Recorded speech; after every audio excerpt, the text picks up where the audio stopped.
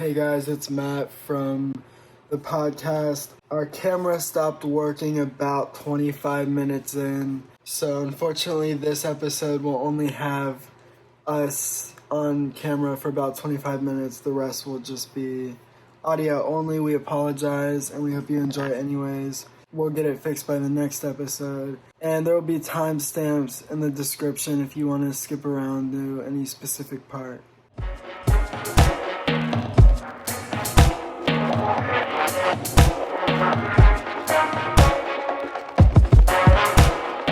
It's recording, right? Yep. Alright. Welcome to Road2OnePiece Episode 1. I'm your host, Matt Bolvari, aka New Subspace. And my name is Max Stone. So why did we start this podcast, Max? So basically, we are both fond lovers of One Piece. Yes, and, as you can see. Yeah, clearly. I have been into One Piece for about three years, and I'm fully caught up. And I'm rewatching it right now, actually, with my sister. I got her into it recently, and I found out that you actually were really into One Piece. I got into One Piece about 6 months ago. Mm-hmm. You've made good progress. Yeah, I started anime only, then I was like, alright, I'll check out the manga. I took a break from all of it around probably like 2 months ago, and I just picked it up about 2 weeks ago, and within that, like since 2 weeks ago, I got from chapters 98 to, I don't even know, I'm on Water 7 right now, so that's in the like 320s. Ridiculous progress, man. Something like that, ridiculous. Yeah. And Water 7 is such an amazing arc. It's like you thought Alabasta was good. Water 7 is a whole nother level, man. Whole nother level. And basically our goal with this podcast, for now at least, is kind of like a guide to getting into One Piece.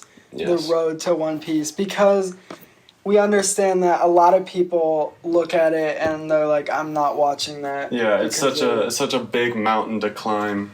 For one, they look at the length, right? If it's anime, because you can read a chapter in 5-10 minutes. Yeah. One anime episode's at least 20, so it's like 20 times 1,000. Yeah, it's a lot of time invested. And on top of that, I'll start by saying there's nothing bad in One Piece. No. But there are some like mediocre stuff, and that's mostly at the beginning, like when it starts out. Like they get to Syrup Village and they have to look at Usopp. Yeah, Syrup Village is a hard one. It really is. And so that on top of, and that's decently far into it's like... It's about like 30 chapters in. Yeah, like 4 volumes in, I think. Which is, if you're getting into a series, that's a lot of time invested. Mm-hmm. And you get there and you're like, oh man, when is this going to get good? This is what I've worked so hard for. It gets good right after Syrup Village. Yeah. But we'll get to that, of course. How do you recommend someone get into One Piece? I say look at it as try to finish one, like take it arc by arc. Don't try to finish One Piece. Finish the arc that you're on. Enjoy it, because each arc has its got its own flavor. Right. It's a different experience each time. So just take it arc by arc. Oda knows how to write. He's so good. And obviously we'll get to that later. I have specific like ideas on like how to actually get into it. Go ahead. There's like a few ways you could go around it. If you just exclusively want to watch the anime, I cannot recommend this enough. I know people hate dubs, and I can understand it, right? Yeah. But this is how I got through it so fast, because within 1 month, I got to Drum Island in the anime. Oh, okay. That's like 80, 90 episodes in 1 month. Right. The only way I would have been able to do that is I had it on in the background while I was doing other stuff. Right. So I needed it to be dubbed so I could hear them because I cannot understand or speak Japanese. Yeah. And then anytime I sit down, like, okay, I'm gonna watch One Piece, then I'll put it on the subs. But the dub is pretty good. I think it's not bad or anything, but I get why people prefer. The only grievance I have about the sub is, the dub is Luffy's voice. See, I like Luffy's voice. I can't stand it, man. He sounds like an idiot. He does. Yeah, I'll give you that. But he is an idiot. It grew on me because when I first saw it and heard his voice, I was like, "Oh my god, I cannot watch this shit." I think it's the comedic moments that I can't stand because it just doesn't work in English. No. Like the Japanese comedy style is different than For over sure. here. So that's my recommendation for anime only is just have it on in the background while you're doing something else. And, you'll get all the information. Yeah. Because notoriously with the anime, and the reason a lot of people don't like the anime is filler. Yes, there's a lot of filler. There are ways that you can skip filler. You know about like OnePiece? Yeah, there's websites that can help you out. That tell you which episodes to skip. But that's a lot of time and takes a lot of focus. Yeah. You can literally just put it on the background and you're not even going to notice the filler because... Unless you're watching it. Besides from that, manga only, read volume 1. I reread it. We both reread it today. Yeah. It's incredible. It's such a good experience. It honestly, it was such a fun day today because I got to just read volume 1. And it was like a blast from the past because Luffy, he's just such a fun guy. He's a cool ass character, and it was just really fun to see him in his innocent state where he's basically a kid. But for people that haven't seen what we have seen, in my head, Romance Dawn, which is the first arc and covers the first volume, I'm thinking oh, it's okay. Nothing special. Right. Reading it again, it really is something special. Yeah. And we'll hold the discussion for a minute, but it really is an amazing first volume and introduction to these characters. It's so lighthearted and it's fun, but there's also very serious, deep undertones. For sure. And I definitely noticed those rereading it. And this might be controversial, maybe. If you're just trying to read the manga and get through it as quickly as possible, I would say skip Syrup Village, or at least most of it.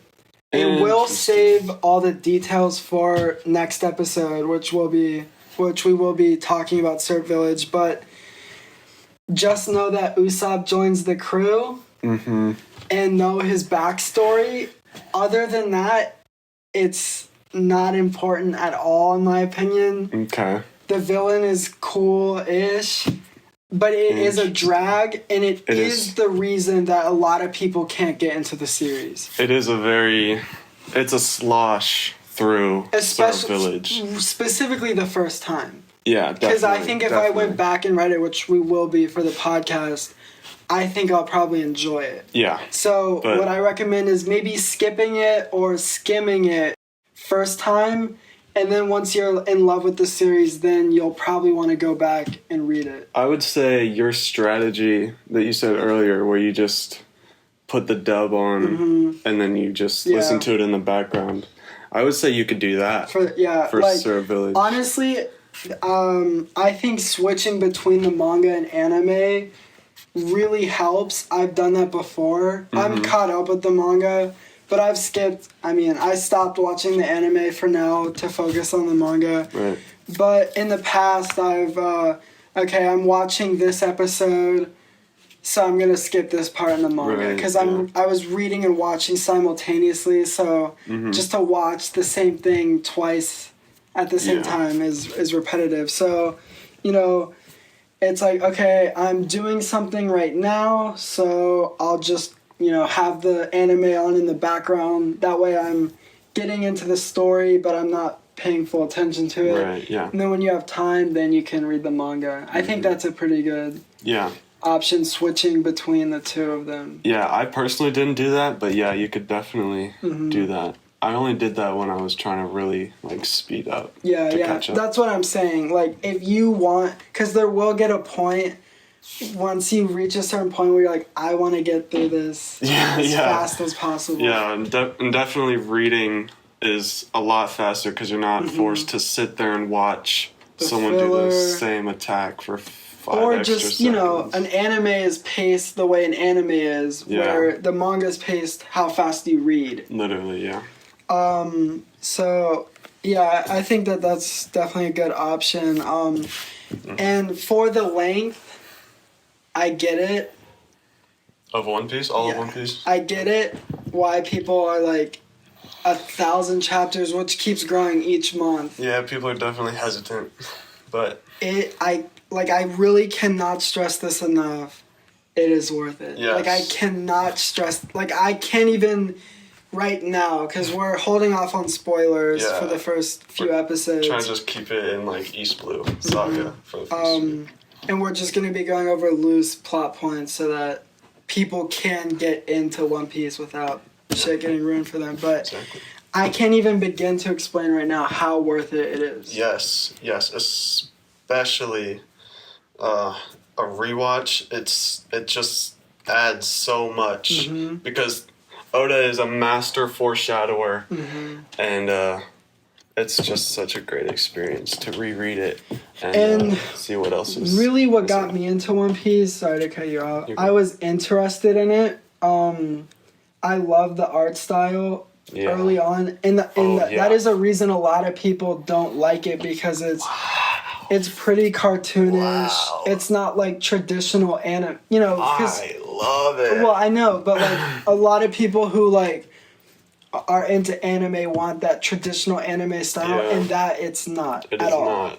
And even you can see here or on the cover of here, it's got a innocence to it. I don't know how to explain it. It's very carefree. I noticed that Luffy and Zoro looked almost chibi-esque.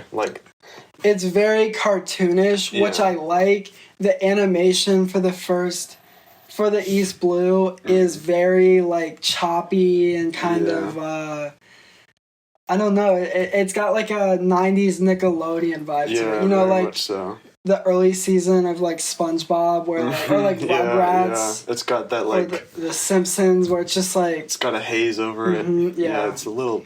I don't really like the early animations. Really, I do. Really? I like the early illustrations. I like the drawings in the volumes. But I would argue that the early animation translates the feeling of the early illustrations. Weird. Maybe I gotta rewatch the first anime episodes and reread. Yeah.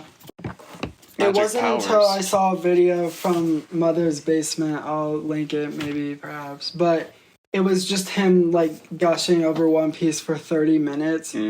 And basically he was just saying how you could hear the excitement in his voice. Yeah. And just him stressing it the video's about One Piece is too powerful, don't read it because it's too powerful. And he could not stress that enough. It is so good. It's gonna ruin your life. Yeah, it's so hard to put it down. It's ruined my life. Yeah. It's 50% of it. And I'm just thinking it has to be worth the little bit of mediocrity to get to where it gets good. Yeah, exactly. And it is. And that's how I got into One Piece specifically. Yeah. Just simply trust. Yes. Just know it gets so good. So good. Yeah, let's get into our discussion and review of Arc 1 Romance Dawn, which is entirely in One Piece Volume 1, Echiro Oda, 1997. This is it. This is the first one. And it, a lot of, every arc after this spans multiple volumes. Yeah. This is just Just one. Just one arc. So volume. if you're trying... this is pilot episode. If you're trying to get into One Piece, I cannot recommend this book enough. Obviously, like, that might sound stupid because it's volume the first one, yeah. But seriously, it is a great introduction, and it's concise. So when you finish it, it feels at a good stopping point. Yeah. It's not like, oh, I have to buy volume 2 to see the resolve of this. Reading tale. volume 1 could be enough One Piece for you. Yeah, it could be. I kind of feel that about the whole series. Yeah. At the end of each arc, it's like, I can't imagine it getting much better than this. Exactly, Like, if it and then stopped it right does. here, it would still be one of the best series ever. I totally agree. And then Oda somehow makes it way better the next arc. I don't know how he does it, man. But basically, let's just kind of roughly go through the story of Romance Dawn. We took some notes. Basically, it is the introduction to our main character, Luffy, the future king of pirates. Yeah. First shot we see is him stabbing himself in the eye. Yeah, that's true. So he can prove himself to these pirates. And the pirates he's trying to prove himself to is Shanks of the red-haired pirates. I would say, even though you meet Zoro and a couple other characters along the way, I'd say the main thrust of Romance Dawn, if I could really tie it down to one thing, is the relationship between Luffy and Shanks. Absolutely, because later on in the arc, Luffy affects Kobe in the same way that Shanks did. Which I didn't realize at first. The first me neither. time But even for the whole series, I consider, like, in my head, I consider some characters legacy characters, and I think Shanks is one of them. Also, I'd say, can you define a legacy character? Yeah, so, like, someone that's very, very important to the grand scheme of the story, but they're not one of the main characters. They show up every now and then, and when they show up, it's, like, exciting. I'd say Shanks is most definitely one of them. Goldie Roger, in a way, just because he is literally the first panel. He's the kickstart He is basically the world of One Piece. And like, we wouldn't have Luffy if it wasn't for Goldie Roger, his ambitions. Or Shanks. Yeah, exactly. And do you want to read the first words? Yeah, I will in a second. Okay. Smoker, I would say, is kind of a legacy character. Interesting. Okay. And like Mihawk. Yeah. Those are ones that, like, when they show up, I'm like, hell yeah. You know some shit's about to get and down. they're important to, like, the themes or whatever. Yeah, not just like a cool character. Mm-hmm. But basically it opens with a flashback, essentially, of Goldie Roger, the king of the pirates, being executed in Logtown. Rest in peace. And right before he's killed, he says, you know, I have a treasure that's hidden. It's the One Piece. Try to find it, basically. And so basically every pirate in the future pretty much is searching for the One Piece. Sparked a whole new era of piracy. Like, it's the it thing now. It's the new age of pirates based on this ambition to Mm-hmm. look for the One Piece, and which is our main character's goal in life, to be the king of the pirates. His number one ambition is to be king of the pirates. Right. And basically it starts out where Luffy's about 10 years old, or like 7, 8, so whatever. He's young. Yeah, he's a kid. And he just lives at this little, like, port town, basically, where Shanks, Red Hair Shanks, has docked his ship for about a year. It's a little fort for them. And Luffy looks up to him. Yes, and Shanks doesn't, you know, they're pirates, but, you know, he's not, like, a dick to him. No, Shanks is a very nice guy. He very much cares about... He's not your average rape, pillage, and kill pirate type guy. He's a chill dude. He clearly cares about Luffy, too, very much so. Like, he mentioned him stabbing his eye just to prove himself to Shanks, and he's like, why would you do that? That's so stupid. And it's still like, okay, you're an 8-year-old, like, you're not joining our pirate crew. Yeah. My favorite thing in this section is when the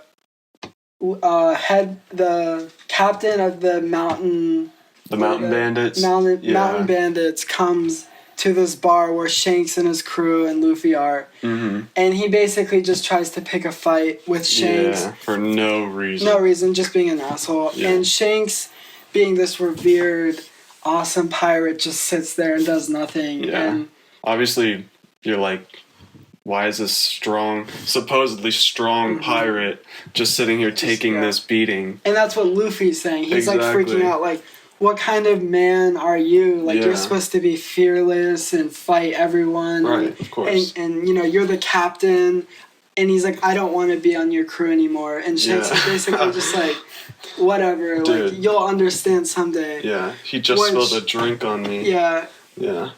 Which, you know, reading it in this, when I first read it, you know, it was just kind of like, you're just reading it because it's what's happening, right? Yeah, yeah. But rereading it, you really see, like, how important that moment is for because Luffy. you know how it comes around in the It comes future. around multiple times. Yeah. It is a very important theme. Multiple times in this Yeah, I would volume. even say in this volume too. That's what makes Luffy so special. Yeah. And that is his character. Because I've heard people complain that he's just like invincible and that he's just like nothing affects him. But it is more than that. He will do anything Literally for anything. his friends. Yeah. And that is his character. It doesn't matter if it makes him look bad. It doesn't matter if it kills him. He will do anything for his friends. Even if his friends' dreams go against his dream, like with Kobe. Yep. Like, It doesn't matter because he's his friend. it's his friend. So like when Kobe was leaving, or when Luffy and Zoro were leaving the base, the Marine base, and Luffy starts a fight with Kobe to help him propel his career as a Marine. I love that moment because he goes against what he would usually do to help his friend achieve his dream. I love that moment. And yeah, so I was about to mention that I think that's a great scene when Shanks is like, it doesn't matter what you do to me, like, whether it's fair or not, you will not hurt one of my friends. Yeah. To the mountain bandit. And that's when he starts to wreck his day. in the first chapter, someone gets shot in the head. Did you notice that? I like did. literally, like First- I was reading it, and he literally just gets shot in the head. Yeah, you fully see it too. Yeah, and then the mountain bandit captain, he takes Luffy hostage in the water, and they're being attacked by a huge sea serpent. Yeah. That's when Shanks jumps in and saves Luffy from being attacked from the sea serpent. Yeah. And I think this is such a great moment because Shanks is like, oh, are you okay? Like, I'm so glad you're okay. And Luffy's crying, and there's a wide shot. It zooms out, and it's Shanks with a missing arm. It's just ripped off, and he's just holding Luffy. And he's asking how Luffy is. Yeah, so it shows how selfless Shanks And is. once Luffy realizes it, he like freaks out. He's like, "What happened to your arm?" And Shanks is just like, "It's just an arm. Yeah. At least you're okay." Yeah. Which is also something that Luffy picked up. Yes. Again, definitely. like it doesn't matter what happens to me He's as willing long to as risk my it all. friends are okay. For his friends. Shanks gives Luffy his hat. Yes. That's extremely. I'd say that Extremely is the important One Piece scene. The hat? Yeah. Yeah. That is One Piece in my eyes. That is like. Word. That is the iconic image from One Piece. If you can boil the whole series into one shot or moment, it's Shanks giving his straw hat to Luffy because Luffy says that he's going to be a better pirate than Shanks one day. He says he'll be king of the pirates. And he's like, okay, well, if that's the case, then I'm going to give you this hat and you keep it safe. And I'll take it back in however many years when you become... When you become a great pirate. So, cuts 10 years later. Luffy's wandering off. He's sail, dipping. Yep, it's Gonna time. become a silly pirate. Yeah. He gets sucked into a whirlpool and a barrel.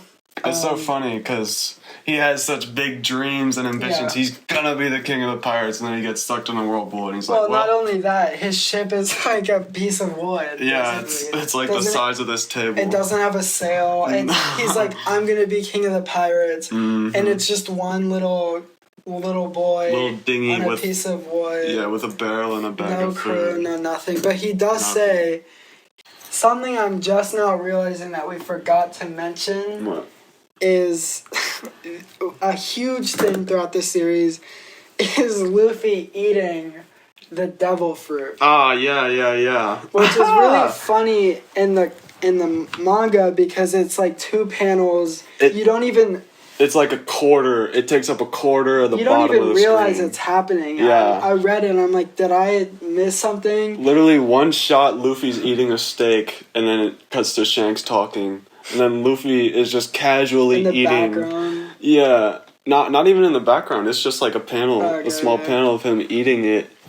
And well, so the point being that like no attention is drawn to this at all. Nah, and it's like the main power source, like the magic. I think that's awesome because any other thing like this whole this whole volume would have been like, here's the ancient legacy of the devil fruit. Yeah. Basically, here's what the devil fruit crash course. The reason it's called the devil fruit, you eat it, it gives you some sort of special ability, but there's a trade-off, just like making deals with the devil.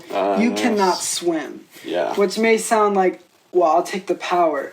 But when you're a pirate and you live on the ocean... You kind of need to swim. Yeah. So Luffy's ability, he ate the Gumu Gumu fruit, which basically he's rubber. Turns into rubber. So he can stretch and do all these silly, wacky, goofy, silly, funny, daffy, hilarious things. But he can not only can he not swim, but he loses all basically motion in the ocean. Yeah, he's totally weak. Kind of going back, he gets out of the whirlpool, he comes across this little dork, Kobe. Yeah. They find him in a barrel. Yeah. That panel of him jumping out of the barrel. Classic. We're just like, yeah. Kobe, do you want to describe Kobe real quick? Kobe is a fat little pink-haired idiot. He's pretty fat. He's not fat. He's got chubby arms. He's pretty tiny. But continue. Yeah, he's a little baby. Whiny little baby. Whiny little bitch boy. I was gonna ask you how you feel about Kobe. I think he like. How do you feel about him when you read first, and then now? So I'm not even there, right? But I obviously know. He's annoying as shit. Yeah. But I do like his character in this. He has a good arc in Romance Dawn. For sure. And it's much harder to watch the anime because you have to hear him whine. Yeah. With this, it's just your own head talking. Yeah. But the purpose that he serves in this story is great. Yeah. And it really showcases how good of a person Luffy is. And it does set up a lot of things down the line. Yeah, he's a good contrast for Luffy too. Because Luffy started out with the most amount of confidence. You know, a little too much confidence. Right. And then Kobe, he doesn't have enough confidence. None. So he needs someone to boost his confidence like Luffy did. And what showcases Kobe having no confidence whatsoever, he's basically being held captive by the magnificent Alvida. My baby. She's my so shawty hot. Alvida. Basically. Oh, I love you some Alvida. He's on her crew against his will, doing all of the shit for her, taking orders. Tell them how we got stuck on that boat. I don't remember. You don't remember? Okay, I'll say it. So basically, my boy Kobe, he just wanted to go fishing, right? This man's just got on the wrong boat. I don't even remember that. He just got on the wrong boat. That's very Kobe. So now he's been stuck with these pirates for 2 years. And the thing is, he, on their base, Alvida's base, he made a little ship, a little dinghy, to be able to leave, but he was too much of a little whiny baby to ever leave in case he got caught. Yeah. But Luffy's like, get the hell out of here. Yeah, just do it, man. And he's like whining. Then Alvida shows up. We meet her, and this was really funny. He's like, who's that? Yeah. Whatever I wrote it down. He said, tough looking old biddy. Who's that tough looking old biddy? Luffy will always say what's on his mind, no matter what. And of course, this infuriates her. They have a little fight. He punches her. Yeah, which showcases his power now. But remember that. Remember that for later. That's about it. Nothing too crazy there. Right. They eventually then go to a marine naval base. Yes. To look for a food and crew, etc. And they're in this little bar, and there's rumbles about the mysterious Roanoa Zoro. Call him a demonic. What is it? Demonic hunter or some shit like something that. like that. Very scary stuff. Everyone, when his name is mentioned in this bar, everyone starts freaking out. Yeah, they like run away in shock. Real quickly, I'll say for people getting into One Piece, his name is Zoro. Yeah, it's not Zolo. It's not Zolo. It's Zoro. And people won't even read these volumes because they say Zolo. Yeah. But it's like a stupid translation thing because it's a Viz like thing. Zoro is already a character, I think, so they couldn't right. Because that's what he's based off like of. the Italian guy, yeah. So it's not Zolo. It's not Zolo. We will not be calling him Zolo. We will not be calling him Zolo. We're not calling Luffy Luffy. Unless for ironic purposes. Which I might do. But so Luffy's like, okay, well, let's go find this guy. And he's like, Kobe's like, are you crazy? He's like terrifying. Exactly. They go to find him. He's a monster. And this introduction, I think you wrote it in your notes. Oh my gosh.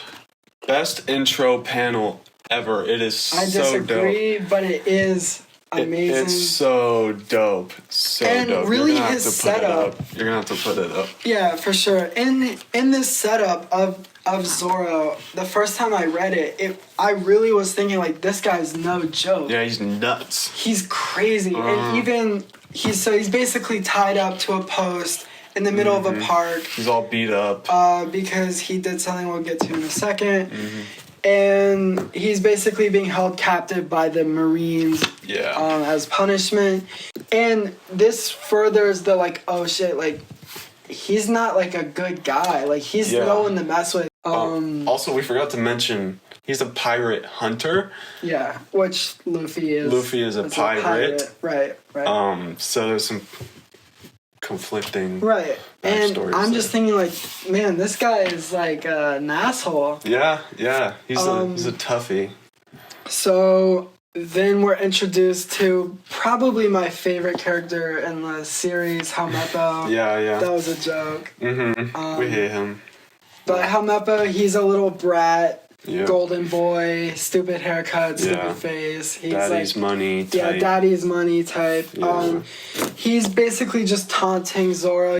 Zoro hasn't eaten in 9 days. 9 days. Yeah, and he's got to be there for a month. Yeah, he has to be there for a whole month without food, charity, and he'll be set free according to Helmeppo, this deal. According to Helmeppo. Right. The most trustworthy One Piece. Which Helmeppo is a bitch. Yes. So yes. Take anything he says with a grain of salt. Luffy sees this, and after Helmeppo leaves, he goes and he's like to Zoro, like, hey, like, you're gonna join my crew. Yeah. And Zoro's like, dude, get out of here. Like, get lost. Yeah.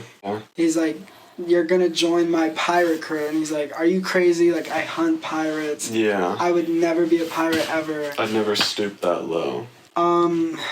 Kobe then finds out that Helmeppo's deal with Zoro is a complete sham, obviously.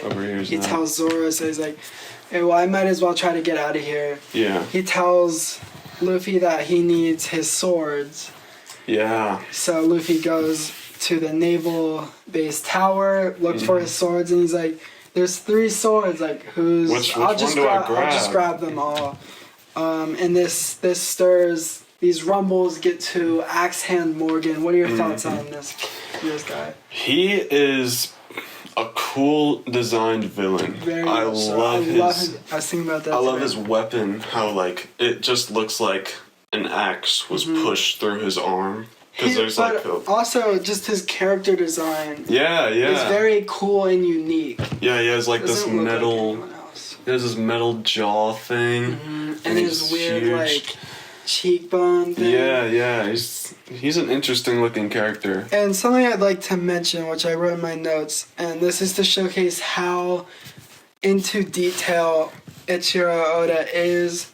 He, you could say that about any artist, but with One Piece, you'll know that you are always getting something that is entirely fleshed out. Nothing is just said just to be said. Yeah. Everything is said and done and shown for a reason. For example... Everything comes full circle. The whole reason Axe Hand Morgan looks the way he does, he has this metal guard around his chin, and he has shaved, buzzed hair. Right. It's because Helmeppo, the bitch boy from earlier, is his son. Yeah. If we look at Helmeppo, he's got stupid blonde he's got like hair, a helmet hair and a huge butt chin. And we look at Morgan, he's covering up his chin and buzzes his hair. Yeah. That's such a great... It's funny? There's a design in like one of the SBS kind of things. It's like in between chapters. Right. And he says, my editor like told me his design was too stupid because he tried to make him look like Helmeppo. Because he designed Helmeppo first. Right. And so he basically just made Helmeppo, but his hair was bigger and his chin was like more butt looking. And his editor was like, no, that's stupid. And on top of that, it fits his character because he's extremely full of himself. Yeah. In this scene, he's getting a statue of himself put up. His first words are, I am great. So he doesn't want to walk around with the butt chin or the stupid hair. Doesn't want to look like a fool. Doesn't want to look like Helmeppo. No. And his whole thing is don't disobey me. Right. Basically. So whatever he says goes, which obviously shows like early on there's an abuse of power in the Navy, which is supposed to be protecting the people. And you can clearly see that he's not in the right mind. Yeah, no. There's a reason the pirates are the main characters of this series. And not just because those are the characters we're following. They're the good guys. Yeah, the Navy is very corrupt. Just like real in the life. Real world. Oh my gosh. But we'll get to that. I have an idea for a whole discussion on the politics of One Piece. But I love the world building. He gets in trouble with Axe and Morgan Luffy while he's looking for Zoro's swords. He knocks down his new statue of himself. Yeah. I noticed a lot that Luffy just lives life. And then it pisses people off. Yeah, and he doesn't care. It's really funny. It reminds me of SpongeBob. Yeah. Like how SpongeBob just so aimlessly stupid. And it pisses Squidward off. Yeah. It's like that. But it's like the as Navy an audience, of Squidward. We don't hate Luffy or SpongeBob because they're fun. Yeah, they're nice. Fun. They're lighthearted. Very lighthearted. They're very free people. They do whatever they want without thinking twice about it. Luffy does not have internal dialogue. No, at all. But he does. There is growth with Luffy, which a lot of people... Most definitely. A lot of people who write the series off or write Luffy off don't give him that credit. Yeah, he should be the captain. Yeah, and it is a very slow progression, but there absolutely is a progression. He certainly learns his lesson. That's for sure. It's not like... is no joke. He doesn't just keep making the same mistakes over and over again. He learns very fast. Very fast. He gets Zoro his swords. 3 of them. We find out that Zoro uses 3-sword style. So interesting. Crazy. So interesting. Who thinks of that? That is so cool. Who thinks of 3 swords? Like, if I started reading this when I was 12, I'd be like, this is...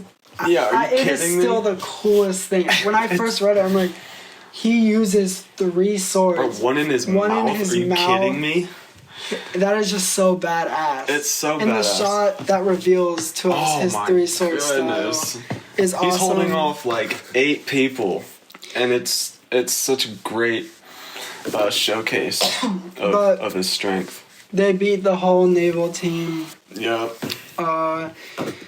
They get out of there. I want to talk about the Helmeppo scene with where he's holding what's his name, Kobe, hostage. Okay.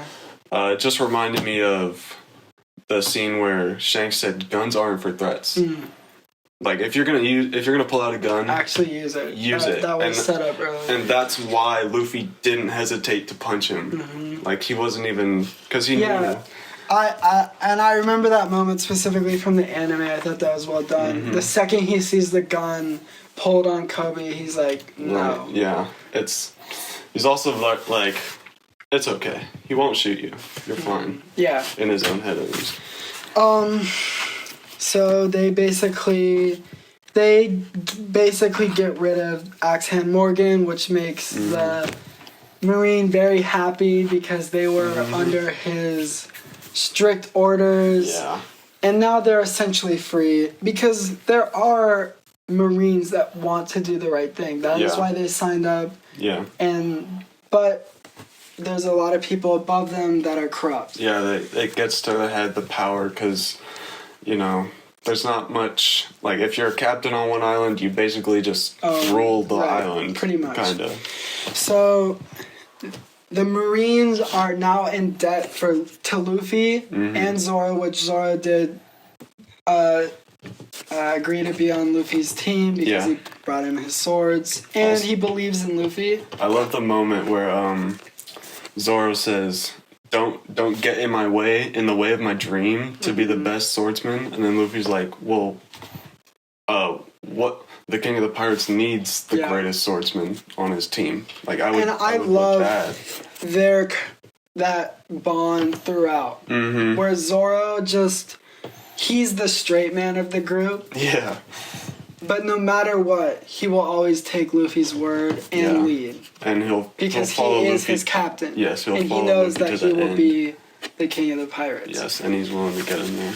So instead of the Marine killing or putting them in jail, Luffy and Zoro, they basically let them go for freeing them, so to speak.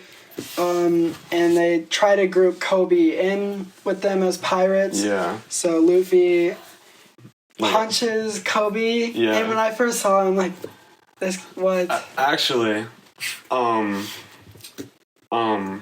Luffy starts telling them about like what he did with Alvida. Yeah. And then Kobe punches him. Yeah, you're right, because he's trying to make Kobe stand up for himself. Yeah. Basically, and not be such a pussy. Yeah, prove himself. And so then he punches Kobe way harder. Yeah, and they start fighting. And the Navy sees like, oh, well, clearly they're not friends. Yeah. And Kobe realizes that Luffy did that so that he could maybe be in the Navy, which he gets. What does Kobe get? Like, he gets basically like chore boy. Right? Yeah, like cabin boy. Yeah. So, I mean, there's a little bit left of Volume 1, but let's just leave it there because, I mean, to talk about this bird scene, or like... Yeah, I mean, we'll get into that. We get barely introduced to Nami at the end. Yeah. Barely. We see, like, her main traits, and that's it. Yeah, so we'll get into that in Orange Town and Sword Village. Next episode. But overall, what are your overall thoughts and opinions on Romance Dawn? It was an amazing reread. I love Romance Dawn. It was such a good kind of breath of fresh air from like the normal stuff that I've been seeing. And I love the art style. Like you said earlier off camera, you said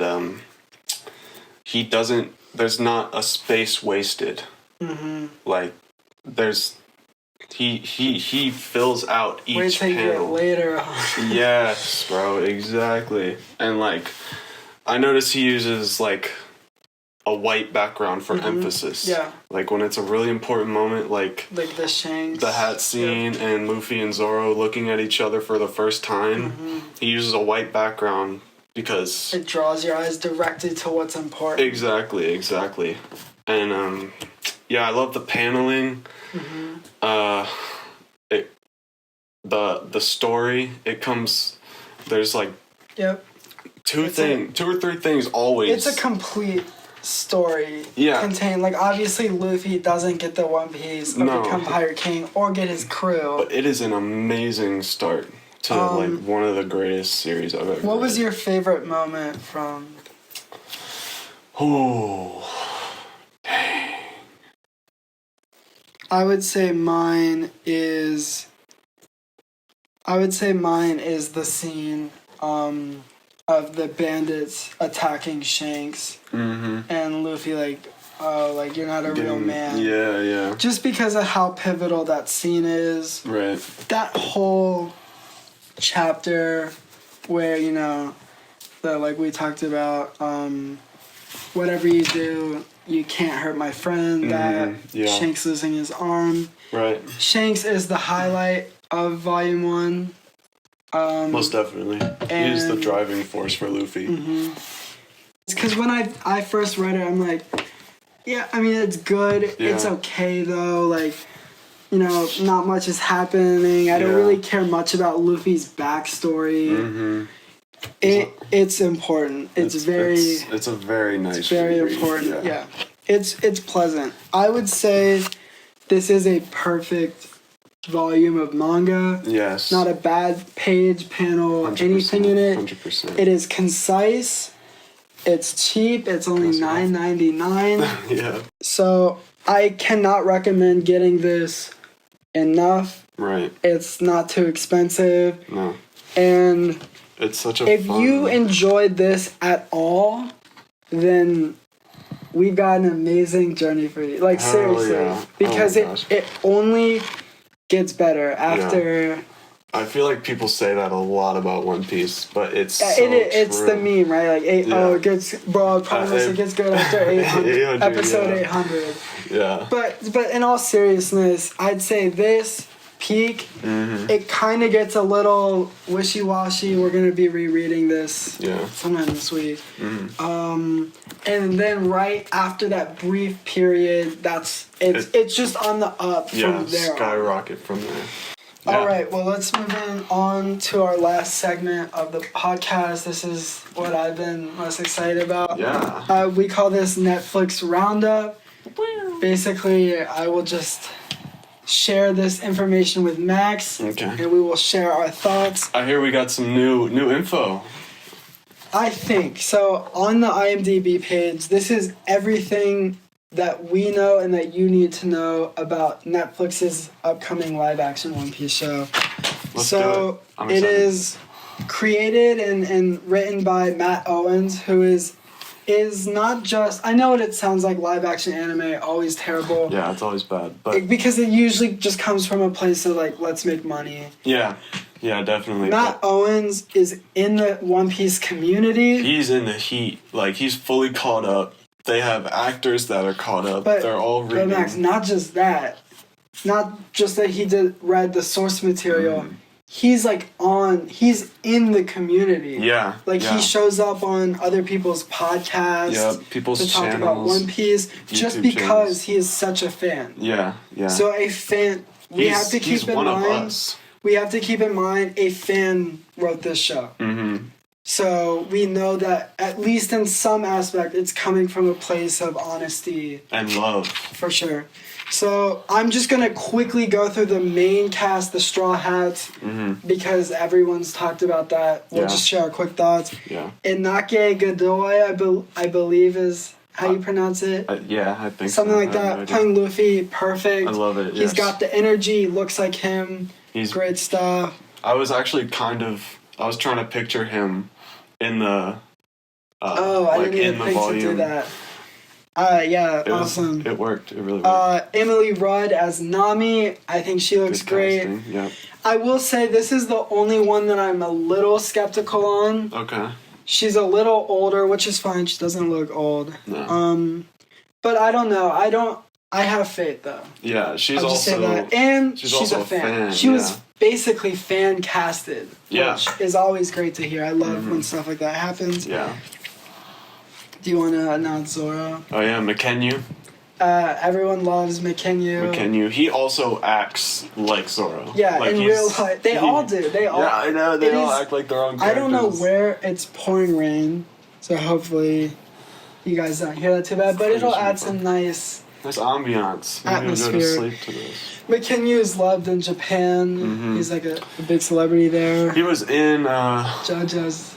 He was in live action JoJo's Bizarre Adventure. No way. And he's in live action Full Metal Alchemist. That's what I was thinking of. Damn, I didn't know he was in JoJo. What? But in That's the funny. introduction video, and probably for the highlight, I'll show their like, McKenyu, I'm playing Zoro. Yeah. I'll show there so that you can see what they look like, and we're not just talking out of our asses. But he's perfect. He's great. Yeah, he's like the strong silent type.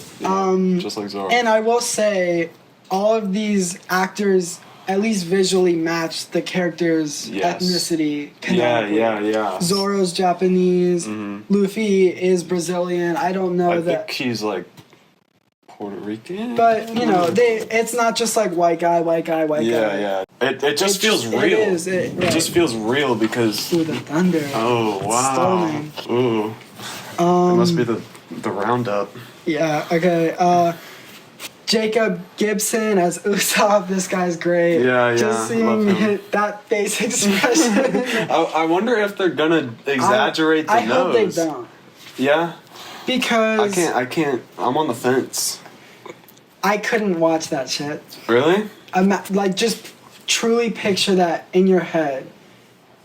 I could see them, that's funny. I could see them making jokes about it. Yeah. Maybe giving him a little bit bigger of a nose. Maybe just like a little. Yeah, point. just a little bit. But I feel like even that is gonna look terrible. I feel like. Man. I think either all or nothing, but nothing is probably safer. Safer. Because once you do it, there's no going back. That's so true. You can't be like, I lost my nose. Yeah. Okay. Taz Skylar as Sanji. I see a lot of people on the fence about him. Perfect. I like him, yeah. Perfect. He's a good I think it's just because he has buzzed hair, but but once he has hair, back, he is a cook. Yeah, he was in a cooking short film, which is crazy, and he cooks really well. I saw a picture. I'll put it up of Usopp and Sanjay. I sent it to you. He's got the cigarette. And they're like working on him. Like, perfect, bro. This is crazy. And he like cooks for them. Like actually, like he cooks for the crew. So here's some interesting things that I've noticed. I don't know if this is official. Anything I say, most of it take with a grain of salt because I am reading it off of IMDb, but it's not always accurate. Yeah. It could be someone just bullshitting. Peter Gadiot, maybe as Shanks. Perfect. He looks like Shanks. I like it. But here's what I noticed. There's going to be 10 episodes of this series, which will cover the East Blue, and we'll share all of our predictions for the end, but it says 10 episodes for Shanks. Which worries me. Yeah, and 8 for Taz. But Sanji comes in later. Baratie. But so he wouldn't be in all of them. But Shanks, I don't think he's going to be in 10. I'm worried that there's going to be like a backstory, or not a backstory, but like a B plot where it'll cut between the Straw Hats and Shanks doing his bullshit. Interesting. That's what live action. They could make up something, that's what Cowboy Bebop did, which was terrible. I don't know though. That's so weird. I know, but anyways, Shanks looks great. And this is another very bizarre thing.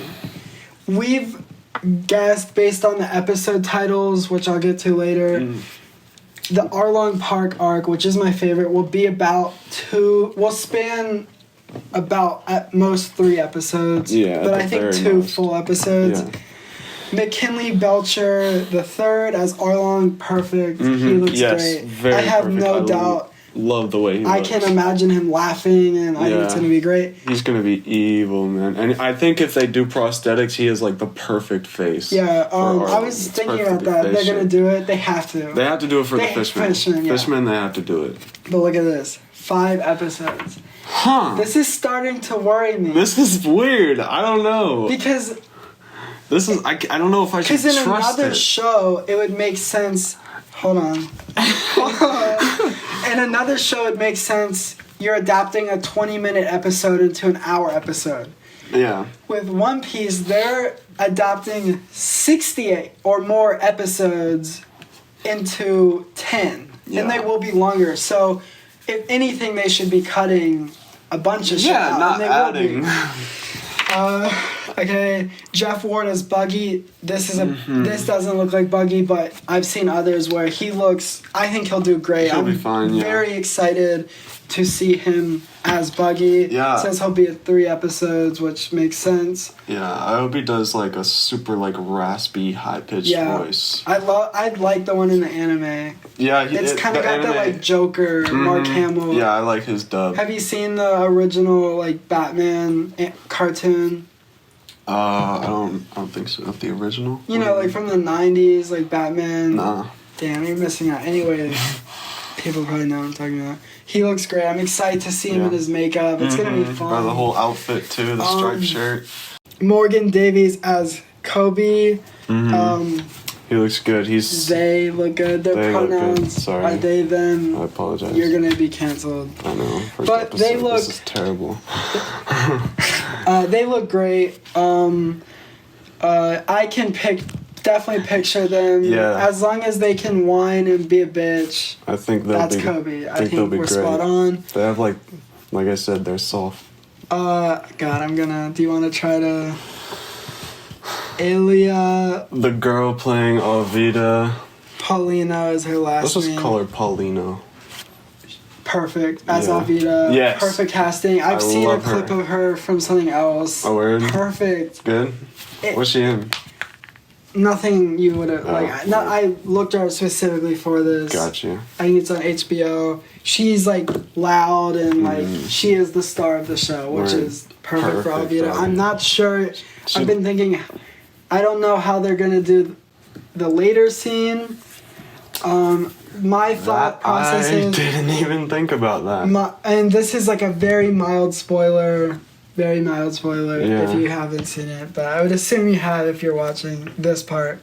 For her transformation, I'm thinking, I heard someone else say this, at first they'll give her like prosthetics to make her look like hideous. Yeah, and then later they'll... take it off and just show her as her. Aiden Scott as Halmepo. Perfect, bro. Perfect. You can just look at this guy's face and know that he's gonna be like, Daddy, Zoro hit me. He's got the big forehead. That is perfect. Then we've got Gene Henry as Sergeant Fullbody. He looks... Let me see what he looks like. Click on that.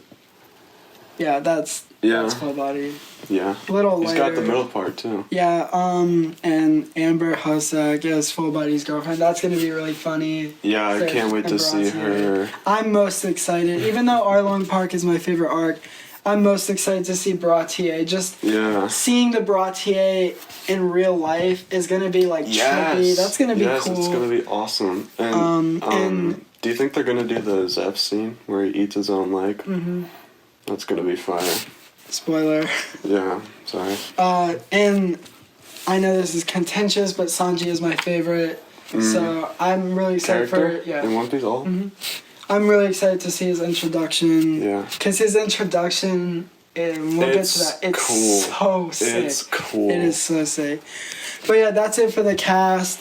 Let's go over the production value. It is through the roof. Yes. Immaculate. They're going all out for these set designs. They're not building... Because here's the thing, right? In any other Hollywood production of this scale, everything would be CGI. Yes. Everything. Green screen, everything. But... Or, if they built the Going Merry, which in the manga it's the Merry-Go, but if they built the Going Merry, if Zola built the Merry-Go in real life, they'd build like a piece of wood and then the rest would be green screen. Yeah, you know, exactly. they'd have like something to stand They'd have like on. the background and Right. that's about it. No, they have built the Going Merry. Fully designed ships. Fully designed ships. It looks great. Like, they have the walls around where And they're I think filming. that's awesome. Yeah. I think it's like that'll be where they have like green screen and shit. Yeah, for like like for the water. seas, yep. Yeah. And that's good because it's like minimal. Right. Minimal CGI.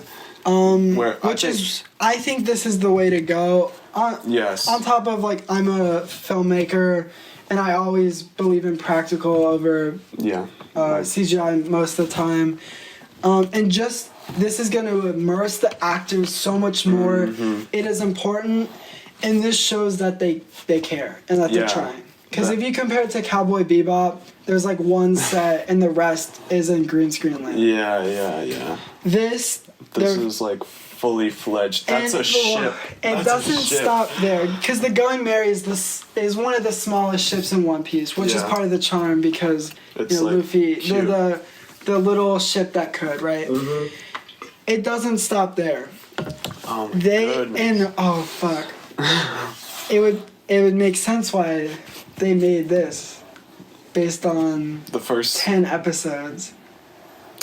Oh, Because I'll get to it. They built the Red Forge or Red Force? Red Force, yeah. Which is Shank's ship, which is incredible. It looks it's amazing. It's just ship. a pirate ship. Like it just is a pirate ship.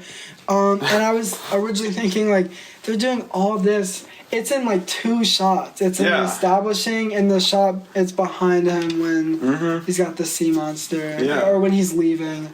And that's it. And like, but if he is going to be in 10 episodes, then it makes more sense. Either way, it looks great.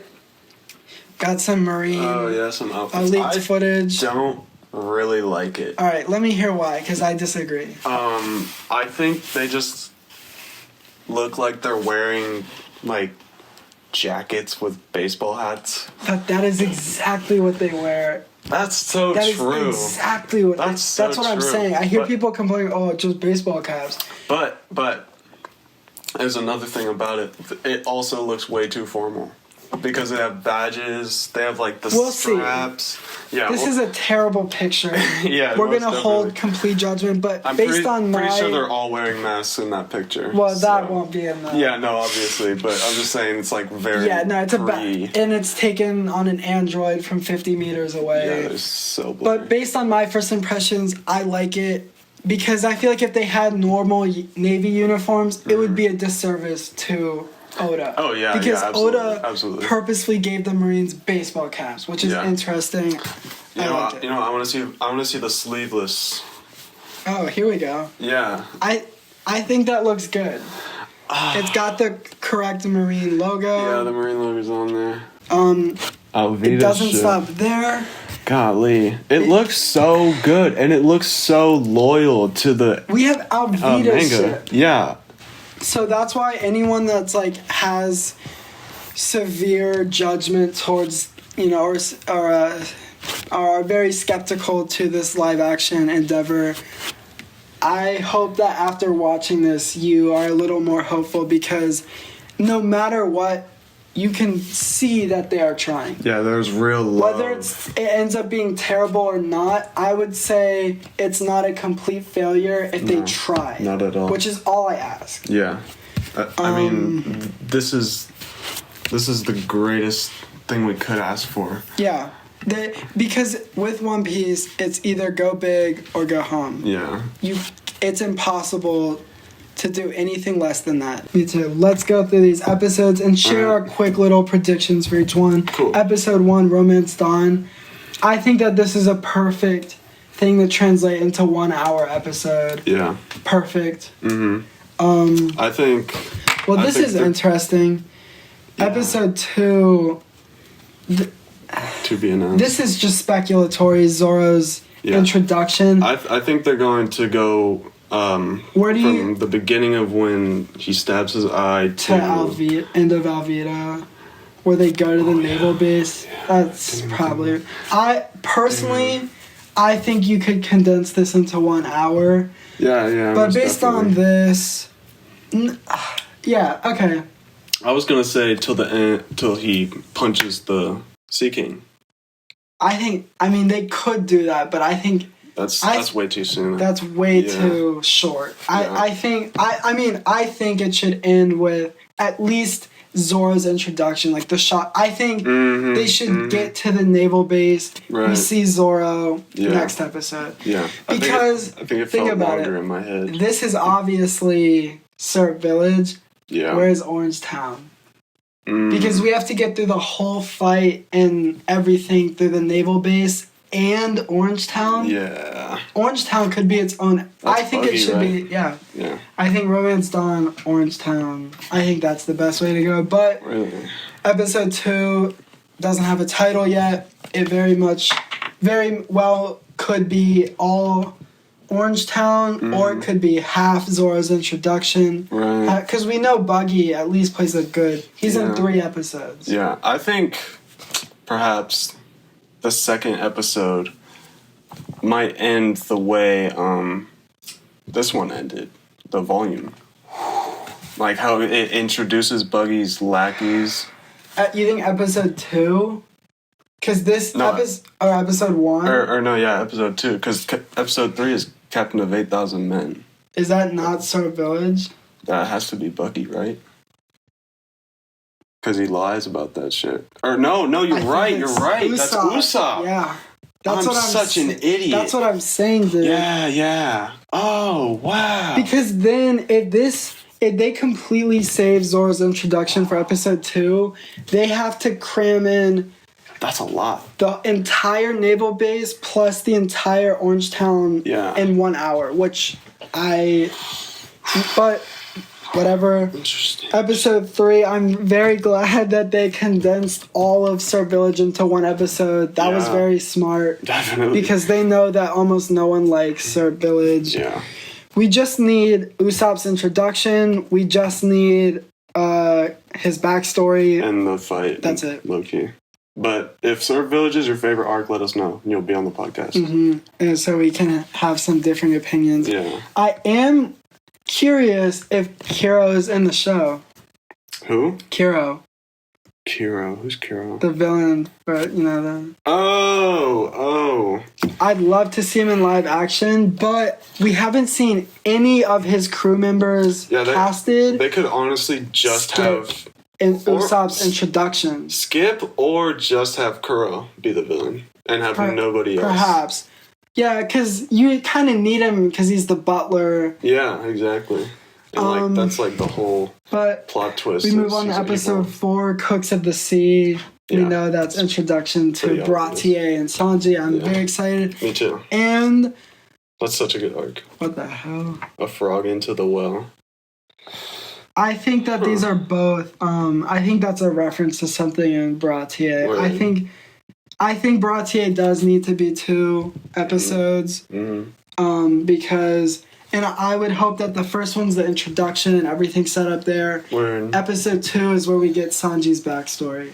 Right. Okay. Because I think it needs to be paced that way for every character, because you see them and you have your judgments, whatever. Yeah, you get the first impression. Then you get the backstory. Yeah. Nami, Robin, etc. Zoro, everybody.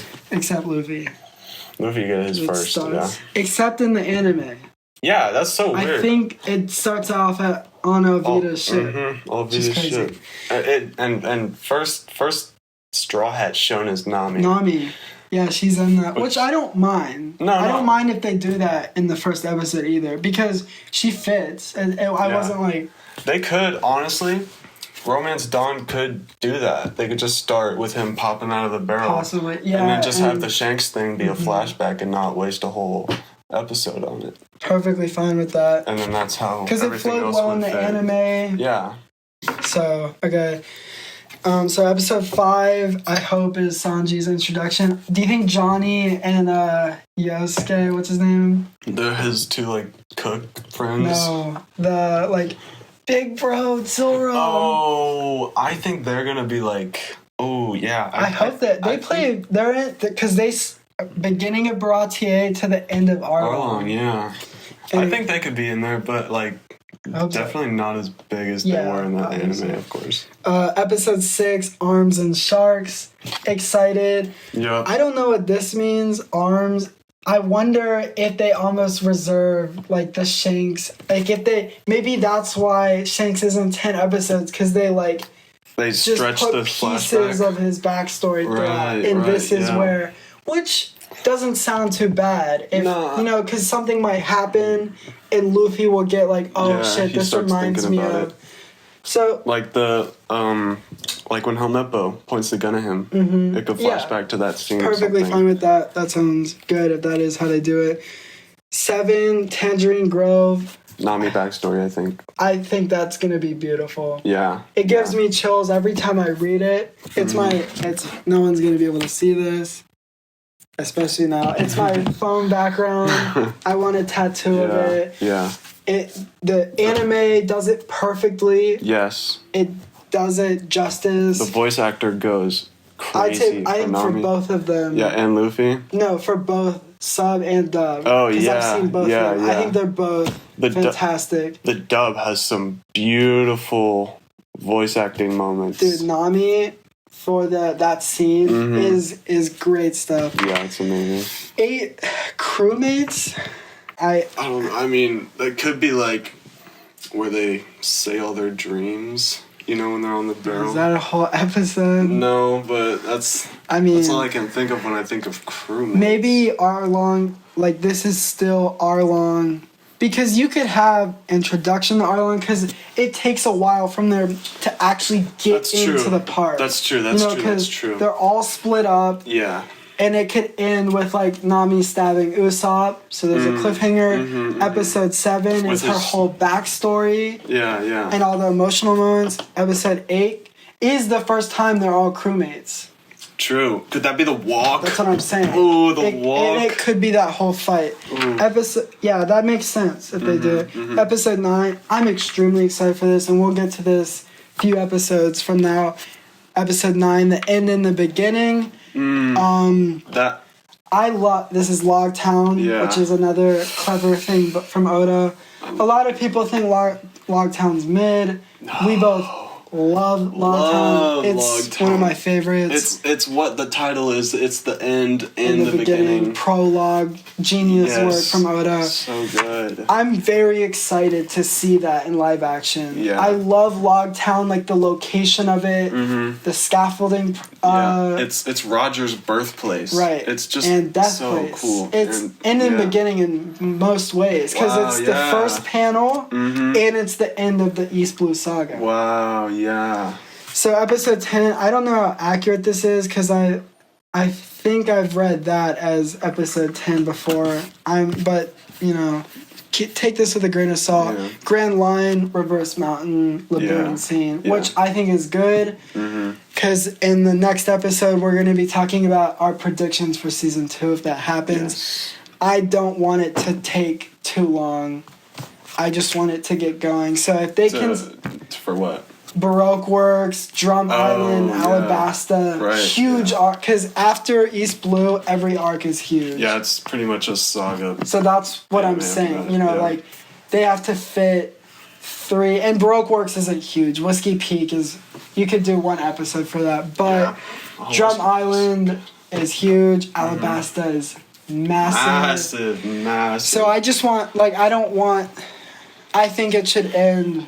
at the end of Laboon. Okay. Because it's a very short arc. Yeah. And it'll set up Baroque Works. And it's a great entrance. For sure. You're, like we said earlier, episode you're ending 10, one thing. Grand Line. I really hope it doesn't end with like, okay, this is Logtown and most of this is Logtown, and it ends with them seeing The Reverse Mountain. Mountain, yeah. There it is, the Grand Line, and then Yeah. it ends. Boom, I to hope be not. continued. Yeah, that would suck. I want to see them at least get on the Grand Line. That would be tough. At least meet Crocus and Laboon. And Laboon, which I do like Reverse Mountain. That's a good one. So, general hopes and predictions. Real quickly, do you have any cool little ideas for an end credit scene For this? for season 1? Oh, Because you know there will probably be one. Crocodile just. Crocodile, I think. Wait, shit, we didn't talk about in a frog into the well. Yo, what is that? What does that even mean? I don't know, but that will be a Mihawk episode. Oh, that's gonna be fire. Oh, that's gonna be really fire. I love that scene so much. Because it just shows you how far they have to go. And I love Mihawk. Again, I he's so said he's cool. like a legacy character, but Pulls up. he has a moral code, and you see the contrast between, I wouldn't say he's a good guy, No. but you see the contrast between Don Krieg in this arc and Yeah. Mihawk. Don Krieg does not have a moral code. No, he's we'll not save this nice. He's for just an asshole. Baratie arc, but Yeah. even though Mihawk is a bad guy, he's a pirate, he does have a moral code that he sticks to, Yeah, which I yeah. appreciate. But yeah, Grand Line, I think good. Oh, and we forgot to mention Garp was casted, which Yeah, is so weird. interesting, very weird. So weird. End credit scene. That's what I was Perhaps, thinking. End credit perhaps, scene yeah. could be like Crocodile. Mm-hmm. It could be Chopper because they know people love Chopper True, because he's true. cute and shit. Word. I don't think they would use that to push a whole second season, though. I think they would. Dude. Really? That's they kind of what they did for Cowboy Bebop. That's Cowboy And Bebop, though. In the end credit scene of the last episode, they put in like a tease for a fan favorite silly character. Word. Just a thought. Interesting. Dragon. That Hopefully he'll be in the Logtown Yeah. episode. What about the 5 elders? I know that's way too early, but why not just have a brief little scene? Yeah. I think that would be They cool. could just be talking about, like, Imagine, old shit. dude, Like they do. Just dropping information bombs. this would be a great episode for when they all see their bounties. Oh, yeah, And yeah. then the end credit could be, Episode 10, that is. yeah, the end credit could be the 5 elders seeing the bounties. Right, Or right. Ace seeing the bounty. That was yes, perfect. bro, Because he would be in Ace. team 2. Damn. But, I like that. yeah, Crocodile, Vivi, any of those I would love be awesome. So, I think that's about it for Yeah. episode 1 of Road to One Piece. This was a blast, man. It was awesome. fun. Good time too. Like this is Yeah. perfect, and perfect. I'll be cutting it Perfect on down. time. But real quickly, next episode, these will come out hopefully every Saturday. Do Yeah. not hold us to it. It'll be shaky at the beginning, but, we're learning. Hopefully every Saturday. Next episode will be a review of Orange Town and Syrup Village, plus our hopes and predictions for season 2 of live action One Piece. Yes. For the Netflix roundup. And just any like other extra info. discussions, I think, If any extra info comes up with of the course, Netflix stuff, which we'll talk about that. it will, Yeah. because this upcoming week is the Netflix showcase, Yes, we're getting some which is on my information. birthday. Oh, no way! Yeah. No way, no way, no way. Yeah, Oh, what a good birthday present. cool. Yeah. So, we have lots of awesome episodes planned, lots of specials. I think we'll have specials dedicated to some of the movies, Yeah. some of the Oh, I can't wait games, to talk about the movies. some of the filler arcs in the anime. So we're very excited. We hope you enjoyed it. Yeah. We hope that we helped guide you into One Piece and that you're able to take something away from this. But without further ado, I'm Matt Bolvari, new Subspace. I'm Max Stone. And this is Road to One Piece episode 1. Thank you. Thanks for watching.